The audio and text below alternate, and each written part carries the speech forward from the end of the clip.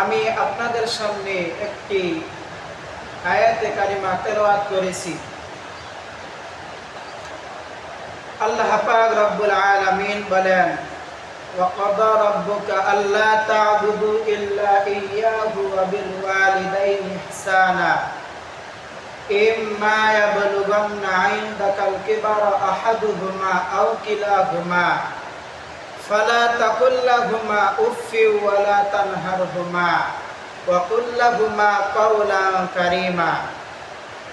আল্লাহ পাক রব্বুল আলামিন বলতেছেন, আমি আল্লাহ পাক রব্বুল আলামিনের ইবাদতের পরে, আমি আল্লাহ পাক রব্বুল আলামিনের হুকুমের পরে তোমরা তোমাদের পিতামাতার খেদমতের মধ্যে নিয়োজিত হয়ে যাও। বলেন সুবহানাল্লাহ। এখন আমাদের সমাজের মধ্যে দেখা যাইতেছে,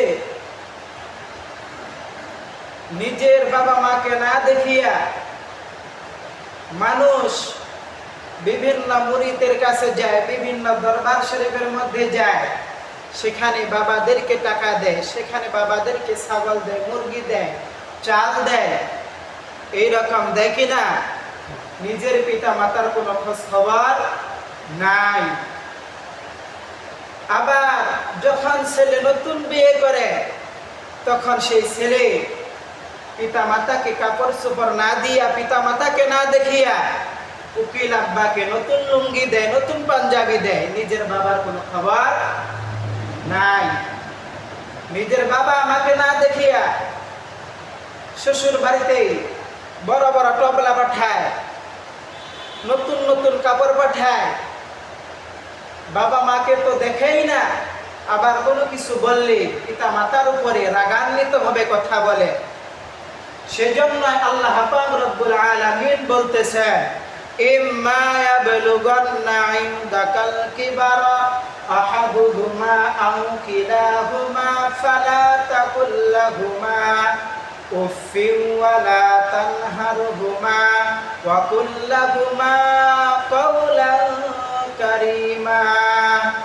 তোমরা তোমাদের পিতামাতার মধ্যে দুইজনের মধ্যে একজন বা উভয়জনকেই তুমি পেয়েছ, তাহলে অবশ্যই তোমরা তোমার পিতা মাতার খেদমত করো। বলেন সুবহানাল্লাহ। বৃদ্ধ পিতা মাতাকে দেখিয়া তোমরা রাগান্বিত হইও না, পিতা মাতাকে ধমক দিয়ে কথা বলিও না। এরপরে নবী করিম সাল্লাল্লাহু আলাইহি ওয়াসাল্লাম বলতেছেন, আল জান্নাতু তাহতা আকদামিল উম্মাহাত। তোমাদের জান্নাত তোমার পিতামাতার পায়ের নিচে। বলেন সুবহানাল্লাহ।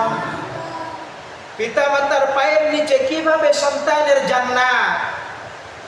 আপনার পিতামাতা যদি খুশি হইয়া আল্লাহ পাক রব্বুল আলামিনকে বলে, আল্লাহ আমি আমার পিতামাতার উপরে আমি সন্তুষ্ট, আমার সন্তানকে তুমি জান্নাত দিয়ে দাও, তাহলে আল্লাহ পাক রব্বুল আলামিন সাথে সাথে সেই সন্তানকে মাফ করিয়া জান্নাতের ফয়সালা করে দিবেন। বলেন সুবহানাল্লাহ।